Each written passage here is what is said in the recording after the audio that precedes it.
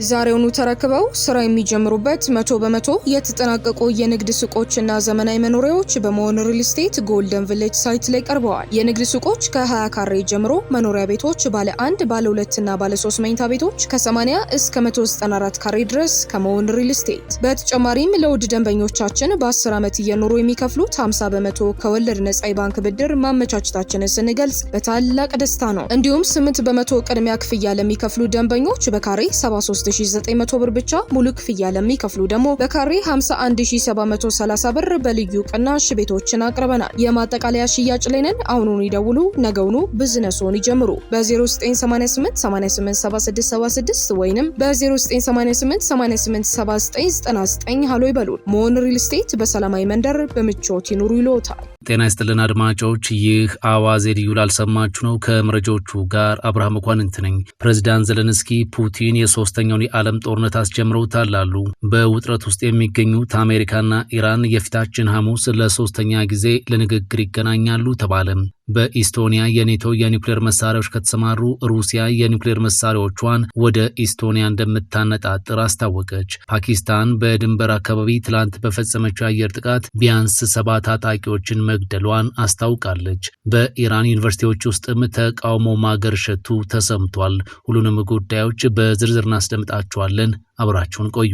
ፕሬዝዳንት ዘለንስኪ ፑቲን ሶስተኛውን የዓለም ጦርነት አስጀምረውታል አሉ። ፕሬዝዳንቱ ዩክሬን 4 ዓመት የደፈነውን ጦርነት በድል አድራጊነት እንደምታጠናቅቅ እምነት እንዳላቸውም ጠቁመዋል። ፑቲን ያስጀመሩት የሶስተኛው የዓለም ጦርነትን ለማስቆም ብቸኛው መንገድም በፑቲን ላይ ከፍተኛ የሆነ ወታደራዊና ኢኮኖሚያዊ ጫና ማሳደር ነው ብለዋል። ሩሲያ አሁን በእጇ ስር ስለሆነውና እስከ መጨረሻው ተላልፎ እንዲሰጣት ስለጠየቀችው 20% በላይ የሚሆነው የምስራቅ ዩክሬን ግዛት እንዲሁም ሌሎች የሀገሪቱ መሬቶችን በተመለከተ የተኩስ አቁምን እስካስገኘ ድረስ ለምን አትስማሙም የሚል ጥያቄ ለዘለንስኪ ከቢቢሲ ቀርቦላቸዋል። ይህ ድርጊት በዚያ የሚኖሩ በመቶ ሺዎች የሚቆጠሩ ህዝባችንን እንደመተው ነው የምመለከተው ብለዋል። አክለውም ይህ ጥያቄ መመለሱ ብቻውን የፑቲንን ፍላጎት በዘላቂነት ያሟላል የሚል እምነት እንደሌላቸውም ተናግረዋል። ባለፈው ሳምንት ሞስኮና ኪቭ በዋሽንግተን አሸማጋይነት በጄኔቫ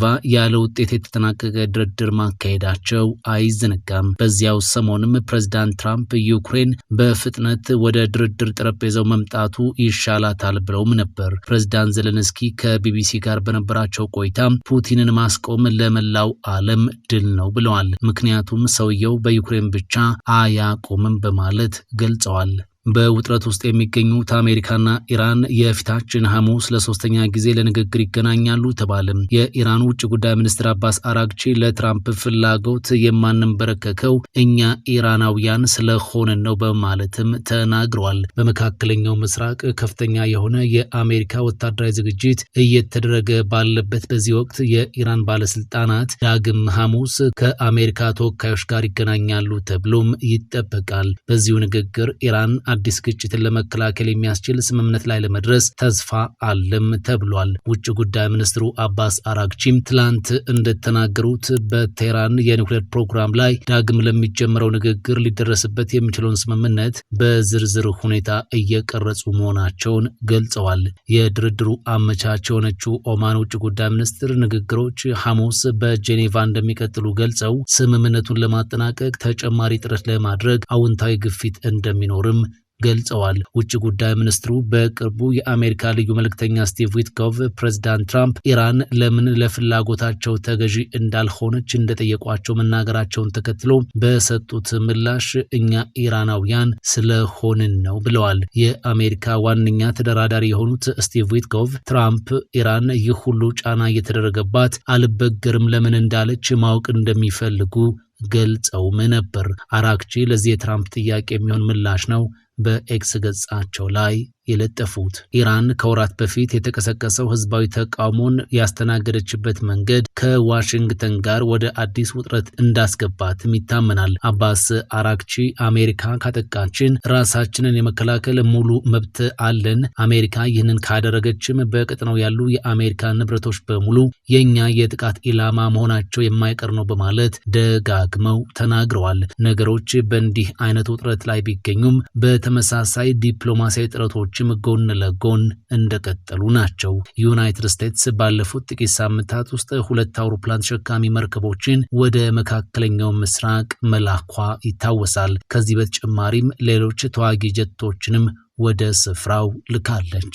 በኢስቶኒያ የኔቶ የኒውክሌር መሳሪያዎች ከተሰማሩ ሩሲያ የኒውክሌር መሳሪያዎቿን ወደ ኤስቶኒያ እንደምታነጣጥር አስታወቀች። ሩሲያ በኢስቶኒያም ሆነ በማንኛውም የአውሮፓ ሀገራት ላይ የጥቃት ዛቻ እንደሌላት ገልጻም፣ ነገር ግን የኔቶ የኒውክሌር መሳሪያ ወደ ሩሲያ ካነጣጠሩ የሩሲያ ኒውክሌር መሳሪያዎች ደግሞ ወደ ኤስቶኒያ እንደሚያነጣጥሩ ይታወቅ ብላለች። ስለሆነም ኢስቶኒያ ይህንን እንድትገነዘበው ያስፈልጋል ሲሉ የክሬምሊን ቃል አቀባይ ተናግረዋል። የኢስቶኒያ የውጭ ጉዳይ ሚኒስትር በበኩላቸው ሀገራቸው በኔቶ የኒውክሌር መሳሪያዎችን የማስተናገድ ሀሳብ ላይ ተቃውሞ እንደሌላት እና ኔቶ እንዲህ አይነቱ ውሳኔ ካሳለፈ ኤስቶኒያ ዝግጁ እንደምትሆን ገልጸዋል ሲል አርቲ ዘግቧል። እናም ሞስኮ ከኤስቶኒያ በኩል እንዲህ አይነቱ እርምጃ የሚወሰድ ከሆነ በእርሷ በኩልም ሊከተል የሚችለውን መዘዝ ነው ይፋ ያደረገችው። ፓኪስታን በድንበር አካባቢ ትላንት በፈጸመችው የአየር ጥቃት ቢያንስ 7 ታጣቂዎችን መግደሏን አስታወቀች። የአፍጋኒስታን ባለስልጣናት የፓኪስታንን የይገባኛል ጥያቄ ውድቅ ያደረገው ሲሆን ፓኪስታን ሲቪሎችን ኢላማ አድርጋለች፣ እንዲሁም የአገሪቱን ሉዓላዊነት ጥሳለች ሲሉም ከሰዋል።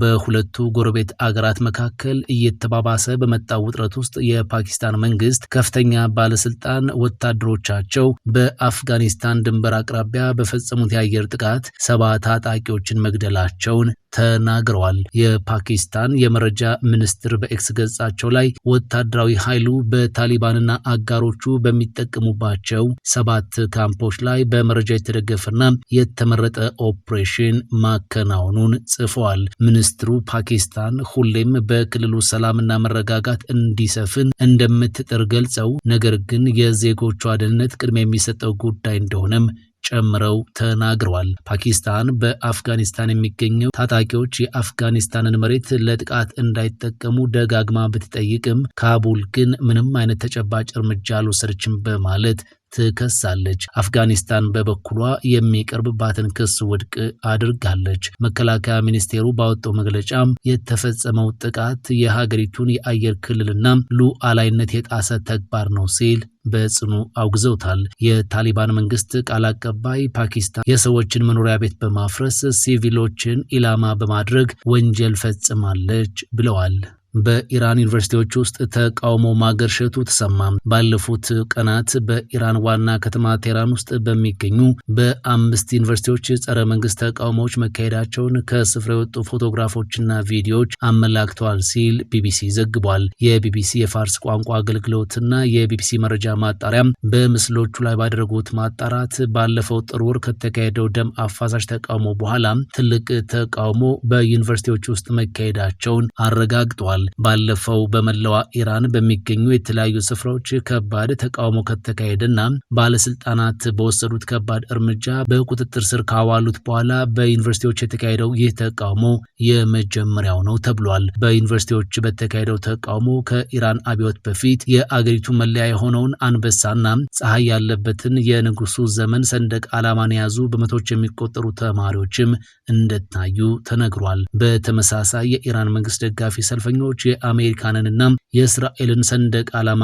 በማቃጠል ተቃውሟቸውን ገልጸዋል። በቴህራን ዩኒቨርሲቲ በተካሄደው ጸረ መንግስት ተቃውሞ ሰልፍ ላይ የተሳተፉ ተማሪዎች የንጉሳዊ አስተዳደሩን የሚደግፉ መፈክሮችን አሰምተዋል። ተመሳሳይ የተቃውሞ ሰልፎች በተለያዩ ዩኒቨርሲቲዎችና ካምፓሶች የተካሄዱ ሲሆን በአንድ ዩኒቨርሲቲ ውስጥ በመንግስት ተቃዋሚዎችና ደጋፊዎች መካከል ግጭት ተከስቶ እንደነበር ታውቋል። ለሳምንታት በተካሄደው ቀደም ባለው የተቃውሞ ሰልፍ ቢያንስ 7000 ሰዎች መገደላቸውን መቀመጫቸውን አሜሪካ ያደረገው የኢራን ሰብአዊ መብቶች ተቋም ዜና ምንጭ ገልጿል።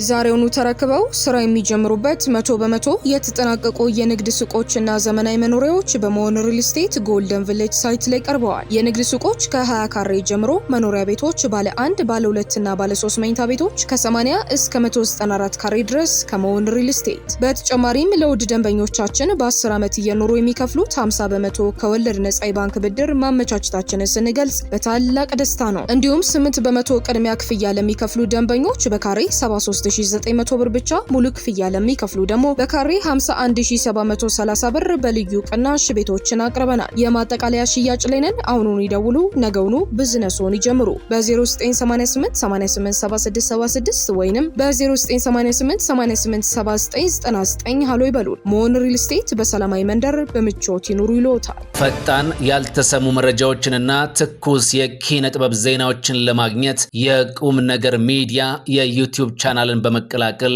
ቤተሰብ የሆኑ ቻናላችንን ሰብስክራይብ ያድርጉ።